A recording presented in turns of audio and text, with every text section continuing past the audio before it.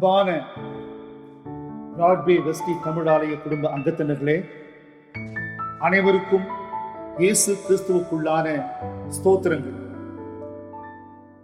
நாம் இப்பொழுது கர்த்தரை நோக்கி ஒரு மனமாய் மன்றாடுவோமா? அன்பின் கர்த்தாவே, ஒரு திருச்சபை குடும்பமாய் உம்முடைய திருப்பாதத்தில் அமர்ந்து ஒரு மனமாய் உமது சத்திய வாக்கை தியானம் செய்யும் பொழுது உமது பரம ஆசீர்வாதத்தை பொழிந்தருள வேண்டும் என்று அருமை இரட்சகர் இயேசு கிறிஸ்து வழியாய் வேண்டுகிறோம் நல்ல பிதாவே, ஆமென். இன்றைய இம்மாத 2ஆம் ஓய்வு நாளில் தியானத்திற்காக எடுக்கப்பட்ட தலைப்பு இயேசு கிறிஸ்துவை பற்றுவதே, விசுவாசிப்பதே நல்லதோர் வழி, ஒரே ஒரு வழி என்பதால் believing in Christ the way. அன்பானவர்களே, உலக வாழ்வில் யாரை சந்திக்க வேண்டும் என்றாலும், எங்கு செல்ல வேண்டும் என்றாலும் ஒரு பாதை, ஒரு வழி அவசியமாகிறது. அந்த வழி நாம் செல்ல விரும்பும் இடத்திற்கு, நாம் சந்திக்க விரும்பும் நபரண்டைக்கு நம்மை அழைத்து செல்லும், கொண்டு சேர்க்கும் மெய்யான வழியாக இருத்தல் மிக மிக அவசியம். தடைகள், முட்கள், கோணலான வழியில் நாம் நமக்கென்று தனி வழியை உண்டாக்க முயற்சிப்போமே, ஆனால் அதன் விளைவு தோல்வி, எதிர்ப்பில் முடியும். அன்பானவர்களே, கர்த்தருடைய திரு சித்தத்திற்கு எதிராக சுய சித்தத்தை, விருப்பத்தை நிறைவேற்றிட, முடித்திட, முயன்றிட வேகமாய் பீலேயாமை போல முன்னேறுவோமானால் அதன் முடிவு கழுதை சொல்லை கேட்க வேண்டிய நிலையில் முடியும். அதையும் மீறும்போது தேவ கோபத்திற்கு நிச்சயமாய் ஆளவோம் அல்லவா? ஒரு சில நாட்கள் கானான் செல்லும் வனாந்திர பயணம் இஸ்ரவேல் மக்களுக்கு 40 ஆண்டுகளாக பெருகியது. இறுதியில் இருவரே கானான் தேசத்துக்குள்ளே பிரவேசிக்க தகுதிப்பட்டனர். செங்கடலில் வெட்டாந்தரை வழி உண்டாக்கி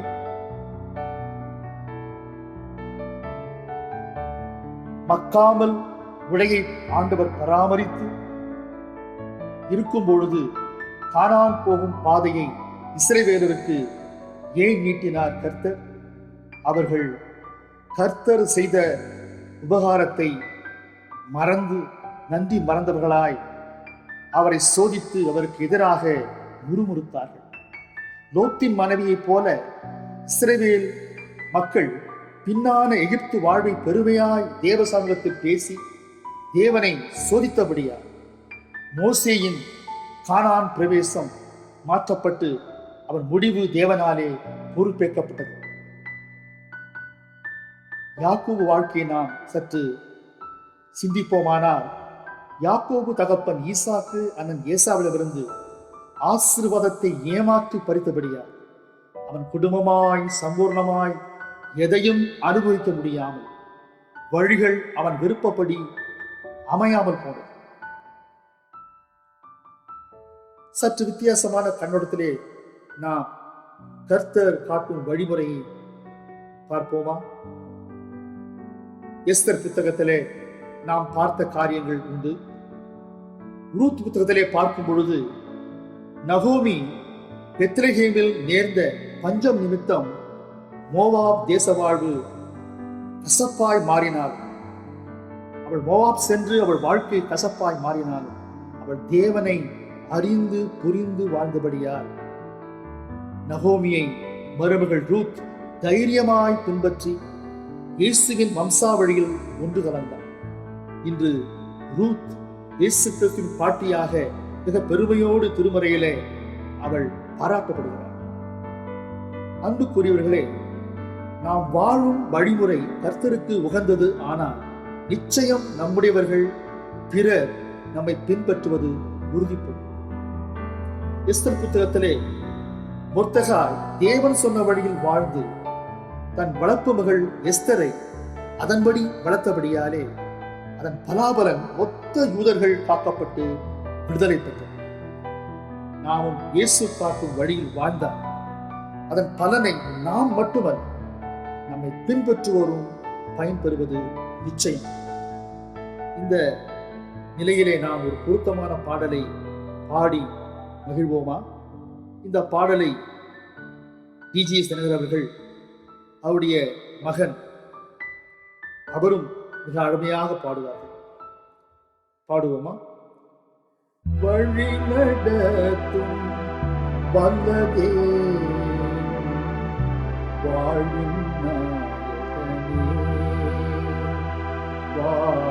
நாயகனே, நம் தாழி தாயகமே, வழி நடத்தும் வல்லதேவன் வாழ்வின் போகும் வழியை காட்டி நல்ல போதனை செய்தார். போகும் வழியை காட்டி நல்ல போதனை செய்தார். ஏதும் சொத்த மீது கண்கள் இருத்தி நடத்துவார். இயேசு திருத்தி நடத்துவார். வழி நடத்தும் வல்லதே வாழும்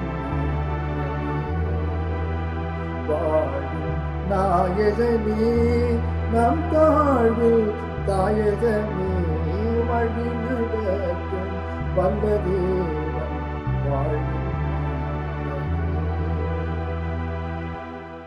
வாதை நோய்கள் வரும் துன்பங்கள் வருத்திய போதும், பாதை நோய்கள் வரும் துன்பங்கள் வருத்திய போதும், பாதையில் நாம் சோர்ந்திடாமல் திடப்படுத்துவார். இயேசு வலுப்படுத்துவார். வழி நடத்தும் வல்லதே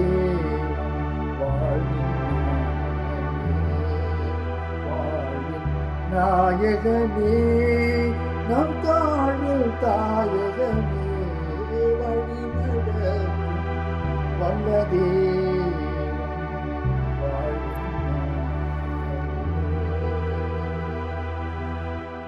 ஆமாம் அன்புக்குரியவர்களே, நமது வாழ்க்கையில் கிறிஸ்தவம் மதமாக அல்லாமல் மார்க்கமாய் இருக்கிறது. அநேகருக்கு மார்க்கமாய் மெய்யான வழியாய் இருக்கிறது. அன்பானவர்களே, பழைய புதிய ஏற்பாடுகள் இரண்டிலும் பிதா குமாரன் பரிசுத்த ஆவியான திரியேக தேவனுடைய உபதேசங்கள் நல்வழியாகவே நமக்கு அமைந்துள்ளது.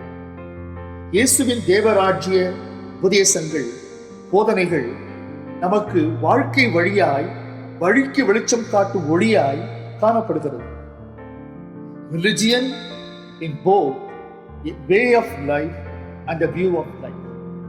This definition of religion relates that our Christian life as a way. இயேசுவின் மீது நாம் கொண்டுள்ள அசைக்க முடியாத அந்த விசுவாசம் நாம் பிறர்க்கு அதை நல்ல வழி என்ற கோணத்தில் உணரும்படி உரைக்க வேண்டும். We have to communicate our belief in Christ into other life. இந்த நமது பரம வழியாக உள்ள இயேசு கிறிஸ்துவின் மீது விசுவாசம் வைத்தல் என்ற தலைப்புக்கு ஊட்டம் தரும்படியாக 4 வேதாகம பகுதிகள் மிக பொருத்தமாக தரப்பட்டுள்ளது. இதை 3 சிறு தலைப்புகள் கீழாக நாம் தியானிப்போமாக. நமக்கு தூய ஆவியானவர் துணை புரிவாராக.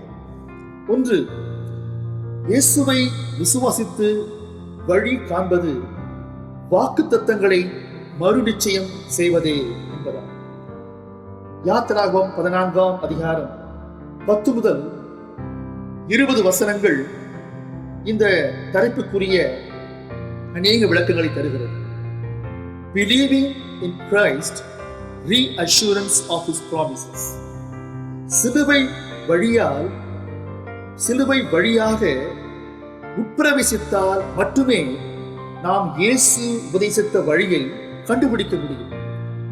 குடும்பம், நட்பு, உறவுகளுக்கு அப்பாற்பட்டவர்களை நாம் கிறிஸ்துவுக்குள் ஆதாயப்படுத்தவும் முடியும். யாத்திராகமம் 14 வசனம் 10 அதை நாம் உற்று நோக்கும் போது அதிலே இந்த ஆரம்பமானது பார்வோன் சபிவித்து வந்தபோது, பார்வோன் சபிவித்து வந்தபோது என்று ஆரம்பிக்கிறது. இஸ்ரவேலருக்கு அந்த நேரம், அந்த சம்பவம், அதாவது பார்வோன் அவர்களை நெருங்கி வருகின்ற சூழல் ஒரு பாதுகாப்பற்ற, ஒரு ஆபத்தான அவிசுவாச நேரமாகவே அமைந்திருக்கும். இந்த அவிசுவாசம் கர்த்தரை இஸ்ரவேலர் நாட்டில் நரம்பில்லாமல் பேசி நடந்து கொண்டதிலிருந்து ஆரம்பமாகிறது என்பார்களே. வசனங்கள் 11-12 படித்து பார்க்கும்போது மோசேயுடைய அவருடைய ஆறுதல் வார்த்தைகள் அங்கு வருகிறது. மோசே இஸ்ரவேல் மக்களை பார்த்து, பயப்பட வேண்டாம், நீங்கள் சும்மா இருப்பீர்கள், கர்த்தர் உங்களுக்காக யுத்தம் செய்வார், அதன் மூலம் அவர் மகிமையடைவார் என்று கூறி மக்களை மோசே தைரியப்படுத்தினார்.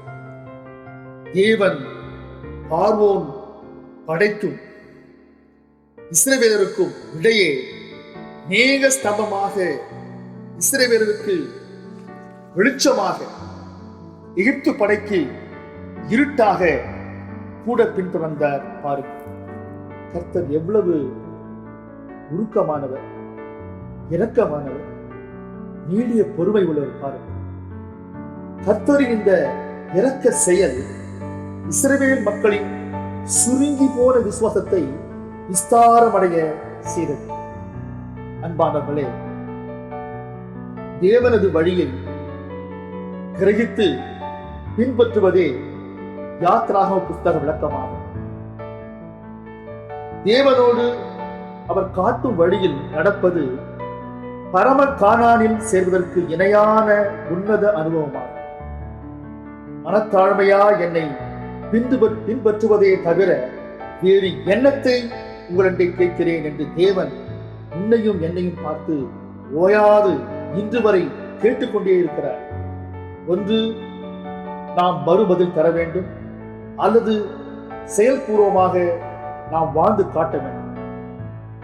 அதுதான் கர்த்தருடைய எதிர்பார்ப்பு. ஒரு குழந்தையை போல தேவன் எகிப்திய பூமி, செங்கடல், வனாந்திரம் வழியாய் இஸ்ரவேல் மக்களை நடத்திய விதம், அதை விளக்க வார்த்தைகளே கிடையாது. முன்னே செங்கடல், பின்னே பார்வோன் படை. தேவனால் செய்யப்படும் அற்புதம் மட்டுமே இஸ்ரவேலரை அந்த வேளையிலே காப்பாற்ற முடியும். இந்த அற்புதமானது கடலை இரண்டாய் பிரிப்பது. தேவனை பார்த்து இஸ்ரவேலர் அந்த வேளையிலே கண்ணீர் விட்டனர். ஆனால் மோசேயை பார்த்து முறுமுறுத்தனர். மோசேயின் மன்றாட்டு ஜெபம் கடவுள் வழியை இஸ்ரவேலர் புரிந்து கொள்ள வழிவகுத்தது. இக்கட்டான ஒரு சூழலில் தேவனை நம்புவதே ஒரே வழி. Situation help the Israelites understand God as the way. தேவனை இக்கட்டின் வழியாக காணும்போது அந்த அனுபவ வழியே நித்யானந்த வழியாக தொடரும். அன்புக்குரியவர்களே, சாரா நவ்ரோஜி அம்மாவுடைய அநேக பாடல்கள் திருவசனத்தை மையமாக கொண்டே எழுதப்பட்டது. உலகில் இயேசுவை பின்பற்றும் முறையை, பரம கானான் அனுபவத்தை அவர்கள் அருமையான பாடலாய் எழுதி பாடியிருக்கிறார்கள். தேற்றிடுதே வாக்குகள் எம்மை, ஆற்றிடுதே உந்தன் சமூகமே. தேற்றிடுதே வாக்குகள் எம்மை, ஆற்றிடுதே உந்தன் சமூகமே. வேலத்தின் மேல் வேலனடைந்து நாம் சேருவோம், சீயோனில் வாழ்ந்திடுவோம். வேலத்தின் மேல் வேலனடைந்து நாம் சேருவோம், சியோனில் வாழ்ந்திடுவோம். ஆனந்தமாய் இன்ப காணாம் எகிடுவோம். தூய பிதாவின் மூலம் தரிசிப்போம். நாளுக்கு நாள் அற்புதமாய் நம்மை தாங்கிடும். அதன் இயேசு நம்மோடு இருப்பார்.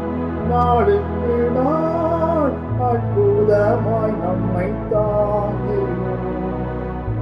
அதன் இயேசு நம்மோடு இருப்பார். இந்த அருமையான ஒரு பரம கணவனை குறித்த ஆறுதலான பாடல் பாருங்கள். இரண்டாவதாக அப்போஸ்தலர் நடபடிகள் 16ஆம் அதிகாரம் வசனங்கள் 19 முதல் 34 நாம் வாசித்து பார்க்கும் பொழுது, பவுலும் சீலாவும் கர்த்தர் இயேசுவை மகிமைப்படுத்திய வேளையிலே கடினமாக சிறையிலே அடைக்கப்பட்டார். சிறையில் அடைக்கப்பட்ட அந்த கடினமான வேளையிலே தேவனை துதித்து பாடினார். கடினமான சூழல் மத்தியிலே ரட்சிப்பை மையமாக வைத்து நாம் துன்புறும் பொழுது நாம் செய்ய வேண்டிய ஒரு முக்கிய பணி இயேசுவை விசுவாசிப்பது. அது நம்முடைய இரட்சணிய வாழ்வை ஒளியூட்ட செய்யும். Believing in Christ shines the way of salvation. பவுலும் சீலாவும் மனமகிழ்ந்து சிறைச்சாலையில தேவனை பாடி துதிக்கும் போது சிறை சூழல் முற்றிலும் மாறியது. அவர்கள் அடைபட்ட சூழல் மாறி அந்த சிறை கதவு திறந்து அவர்களுக்கு வழிவிட்டது பாருங்கள். சிறை காவலன் நான் என்ன செய்ய வேண்டும் என்று அவர் நோக்கி கதறும் போது, ஆண்டவர் இயேசுவை நீயும் உன் வீட்டாரும் விசுவாசியுங்கள் அதுபோதும் என்று பவுலும் சீலாவும் நினைந்தவனுக்கு அறிவுரை கூறினார். சிறுபிள்ளைகள் பாடுகின்ற ஒரு ஆங்கில பல்லவி எனக்கு ஞாபகம் வருகிறது. உங்களுக்கும் அது தெரியும் என்று நான் நம்புகிறேன். அந்த பாடலை நாம் அந்த பல்லவியை பாடும் பொழுது நம் ஆத்துமத்திலே ஒரு விசுவாசம் கொப்பளிக்கும் அனுபவத்தை நாம் பெறுகிறோம். பாடுவோமா? Trust in the Lord and don't despair.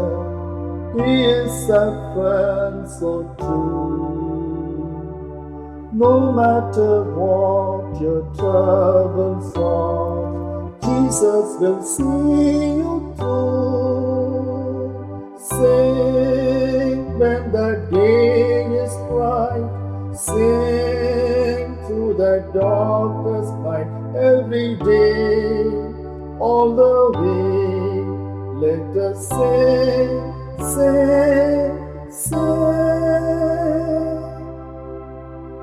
அன்பானவர்களே, நாம் இக்கட்டான சூழலிலே பாடி பரவசப்பட்டு கர்த்தரை துதிக்க வேண்டும். அதுதான் அந்த வேளையிலே நாம் செய்ய வேண்டிய ஒரு அவசியமான ஆவிக்குரிய பயிற்சியாகும். வழி என்று நாம் பேசிக் கொண்டிருக்கும் பொழுது, இயேசு காட்டிய வழி, இயேசுவிய வழி என்று நாம் தியானிக்கும் பொழுது, நாம் வாழ்கிற காலத்திலே உடலை பராமரிக்கும்படியாக அநேக நடைப்பயிற்சி செய்கிறார்கள். நடைப்பயிற்சி செய்வது மிக முக்கியம். பிலாசபர் இமானுவேல் காண்ட் என்ற நபர் எப்போதெல்லாம் நடைப்பயிற்சி செய்வாரோ அவர் நேரத்தோடு செய்வார் என்று அந்த ஊர் மக்கள் அறிவார்கள். அவர் நடைப்பயிற்சி செய்யும் பொழுது அவரை பார்க்கும்போது அந்த ஊரில் உள்ள கடைக்காரர்கள் தம்முடைய கடிகாரத்தை சரி செய்வார்களா? அப்படி என்றால் பாருங்கள், நடைப்பயிற்சிக்கென்று ஒரு குறித்த காலத்தை இமானுவேல் காண்ட் வைத்திருந்தார். அதுபோல்தான் நம்முடைய ஆவிக்கிற வாழ்க்கையில ஆண்டவரை தேடுகின்றதற்கு நாம் சில நேரங்களின் காலங்களை ஒதுக்கி ஆக வேண்டும். அப்பொழுதுதான் அவர் நம்முடைய எல்லா சூழல் மத்தியிலும் வழி என்று உணர்வோம். மாலை இரவு நடைப்பயிற்சி உடல், மனம், உணர்ச்சிகளை சீர்படுத்தும் என்று சொல்கிறார்கள். நாம் வாழ்விலே எப்படி உடலை பராமரிக்க நடைப்பயிற்சி செய்கிறோமோ அதுபோல நம்முடைய ஆத்துமத்துக்கு நாம் பயிற்சிகள் அளிப்பது மிக அவசியமாகும். மூன்றாவதுபடியாக இடையிலே உள்ள சங்கீதம் 116, அதை நாம் உற்று நோக்கும் பொழுது விசேஷமாக 8, 9 வசனங்கள் சொல்லுகிறது, என் ஆத்துமா மரணமடையாமல், என் கண்களிலே கண்ணீர் புரளாமல், என் கால்கள் இடராமல் தப்புவித்தீர், நான் ஜீவனுள்ளோர் தேசத்திலே நடப்பேன் என்று சங்கீதக்காரன் வாழ்க்கை வழிமுறையை பசுமையாக விளக்குகிறார். ஆக நாம் ஆண்டவர் வழியிலே செல்லும் பொழுது நம்முடைய ஆத்மாவுக்கு ஒரு மரணம் இல்லை. நம் கண்களிலே எத்தனை விதமான கஷ்டமான சூழல் மத்தியிலே கண்ணீர் புரண்டாலும் அது ஆண்டவரை விசுவாசிக்கும் நேரமாகவே நமக்கு அமையும். அதே சமயம் கஷ்ட காலத்திலே நாம் பாதை மாறி செல்ல மாட்டோம். நம் கால்கள் பாதை மாறி செல்லாது. நாம் எப்பொழுதும் ஜீவனுள்ளோ தேசத்திலே நடப்போம். கர்த்தரை நம்பி விசுவாசிக்கின்ற அந்த பரிசுத்தவான்களுடைய அந்த மனநிலையிலே நாம் இருப்போம். மூன்றாவதாக, இயேசுவை விசுவாசிப்பது ஒரே ஒரு வாழ்க்கை வழி என்பதாகும். Believing in Christ is the only way. நானே வழி என்ற இயேசுவின் உபதேசம் உலக உன்னத வாழ்க்கை விளக்கத்தை நமக்கு தருகிறது. நானே வாசல், என் வழியாய் உட்பிரவேசிப்பதே ரட்சிப்பை பெறும் வழி என்று இயேசு அழுத்தம் திருத்தமாய் அதிகாரத்தோடு பிரசங்கித்திருக்கிறார்.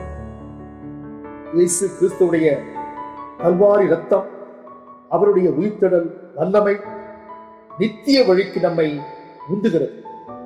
தடைகள் வழியின்றி அகன்று போவதை நாம் நிச்சயமாக உணரலாம். கள்ள உபதேசம், கள்ள தீர்க்க தரிசனம், இயேசுவின் வழிக்கு குறுக்கே வருகின்ற தடைகளால் நாம் பாலங்களை கட்டி அந்த தடைகளை நாம் எளிமையாக தாண்ட முடியும். அன்பானவர்களே, தாமார், ரூத், ராகாப், உரியாவின் மனைவி, அதோடு கன்னி மரியாள் என்று சொல்லும் பொழுது இந்த 4 பெண்கள் அவர்கள் வாழ்க்கையை கடந்து அவருடைய இரட்சணிய சிறப்பு கோடு, செங்கோடு வழியாக கன்னிமரியாளின் மகனாய் இயேசு பிறந்தார்.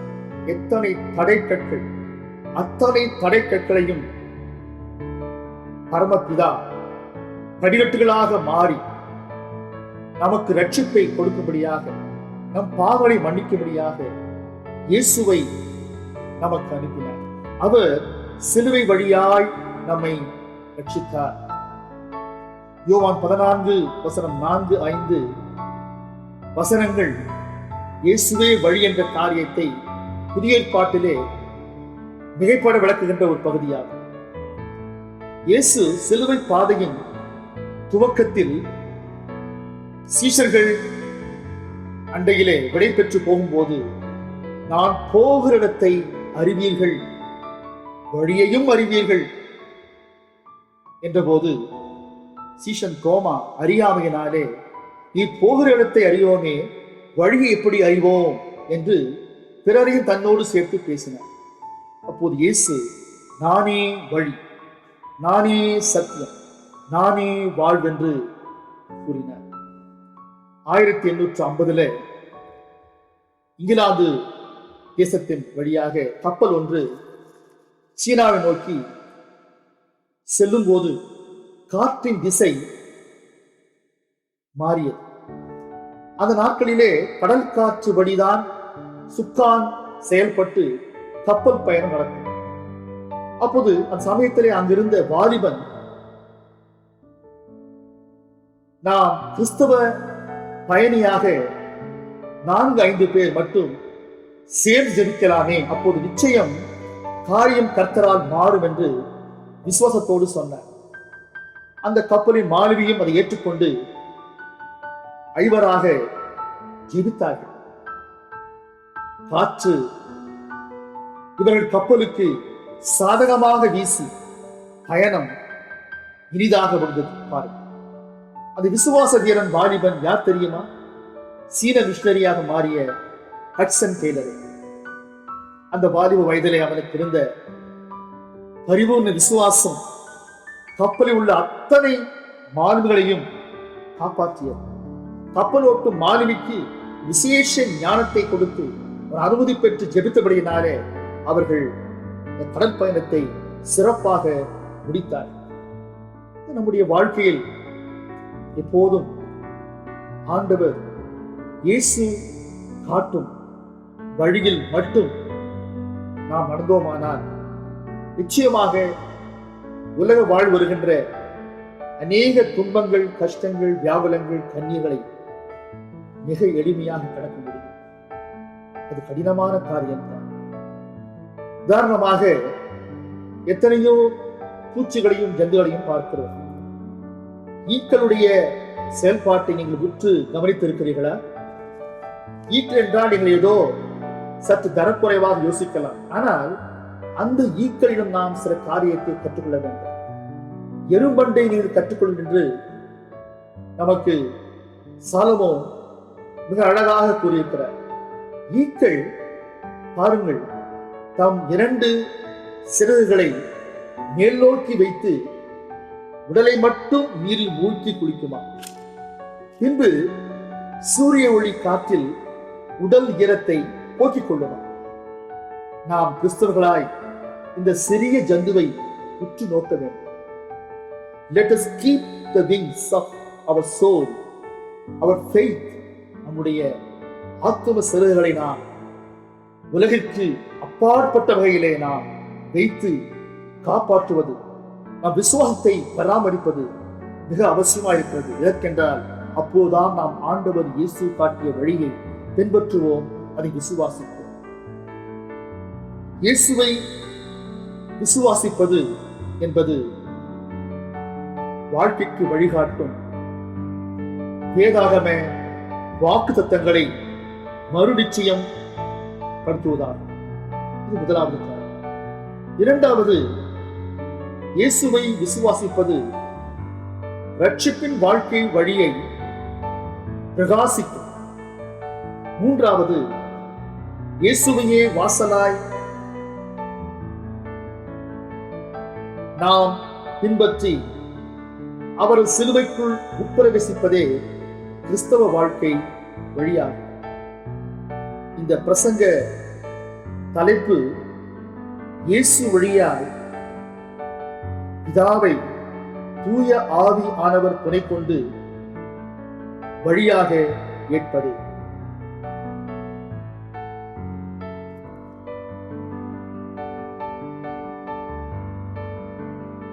அன்புக்குரியவர்களே,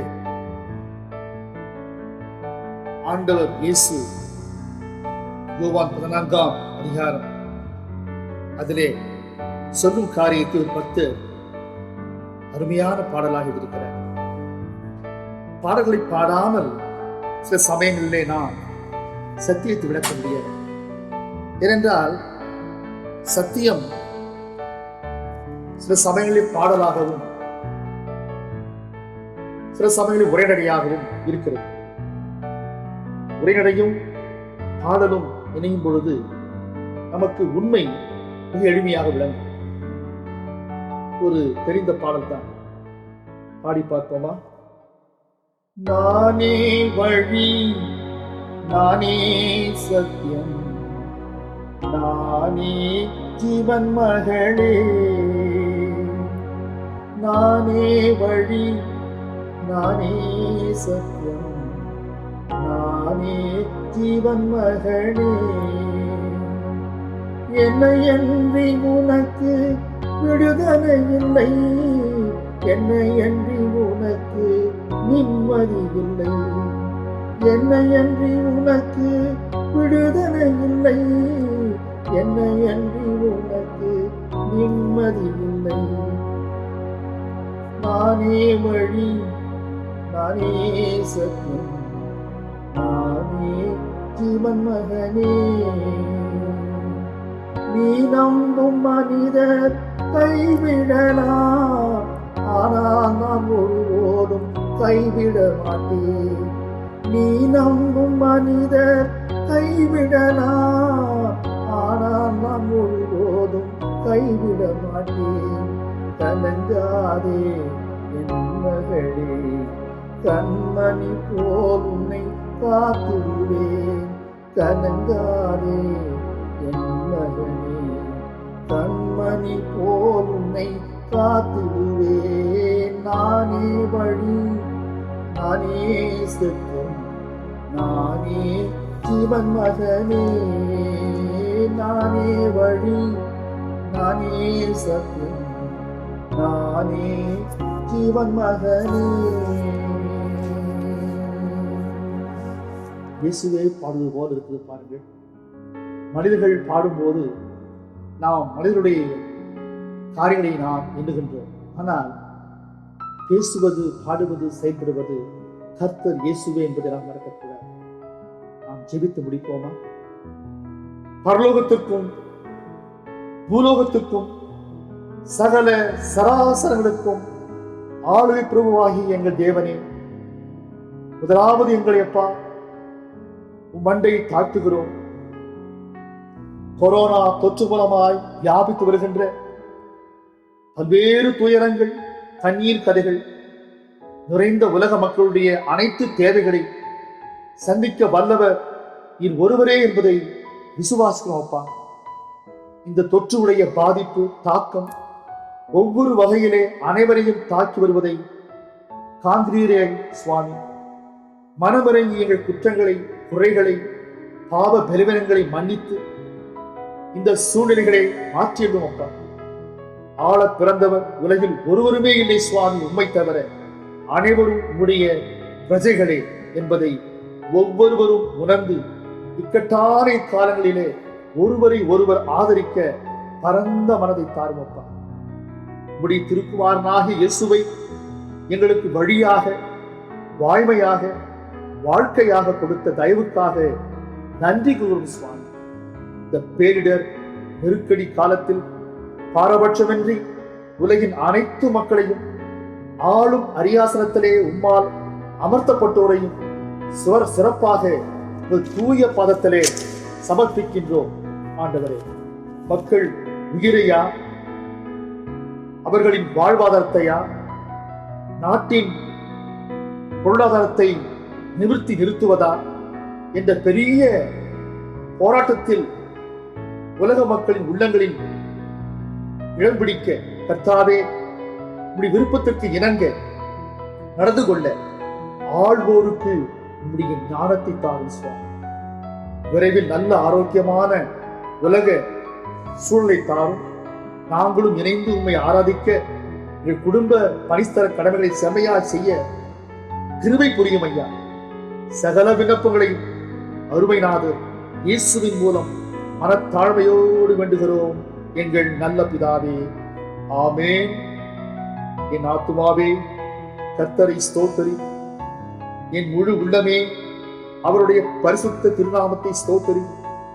என் ஆத்துமாவே கர்த்தரை ஸ்தோத்தரி, கர்த்தர் செய்த சகல உபகாரங்களையும் என்று மறவாதே.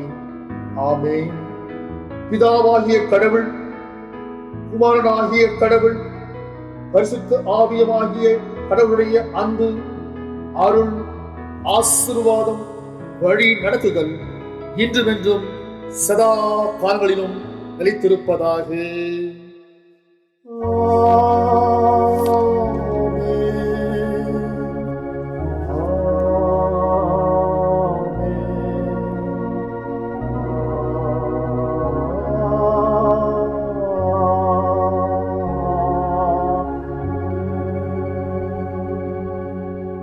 கர்த்தர் நம்மோடு இருப்பாராக, நமது ஆவியில் இருப்பாராக. சமாதானத்தோடு இந்நாட்களை கடந்து கர்த்தரோடு நெருங்கி இறுக்கி பற்றிய பிள்ளைகளாய் வளருவோமாக. ஆமென்.